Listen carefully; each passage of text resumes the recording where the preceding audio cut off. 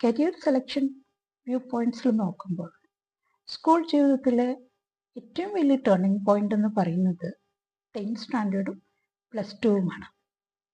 10th സ്റ്റാൻഡേർഡിൽ basically നമ്മൾ ആ മാർക്കിനെ base ചെയ്തിട്ടാണ് നമ്മൾ ഏത് സ്ട്രീമാണ് നമ്മൾ ചൂസ് ചെയ്യാൻ പോകുന്നതിന് നിർണ്ണയിക്കുന്നത്. ഫോർ എക്സാമ്പിൾ സയൻസ് സ്ട്രീം ആണോ, മാത്സ് സ്ട്രീം ആണോ, അല്ലെങ്കിൽ ആർട്സ് ബേസ്ഡ് ആണോ, കൊമേഴ്സ് ആണോ എന്നൊക്കെ നമ്മളുടെ സ്ട്രീം സെലക്ഷനാണ് ബേസിക്കലി 10th സ്റ്റാൻഡേർഡ് കൊണ്ട് ഉദ്ദേശിക്കുന്നത്.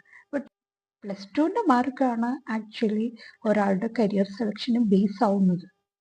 കാരണം നിങ്ങൾക്ക് എത്ര മാർക്ക് കിട്ടി എന്നുള്ളത് തന്നെയാണ്. കാരണം +2 പാസ്സായി കഴിഞ്ഞാൽ ആരും 10th സ്റ്റാൻഡേർഡിൽ മാർക്ക് ചോദിക്കാറില്ല. പലപ്പോഴും +2ൻ്റെ മാർക്ക് തന്നെ ബേസ് ചെയ്യാറുള്ളൂ.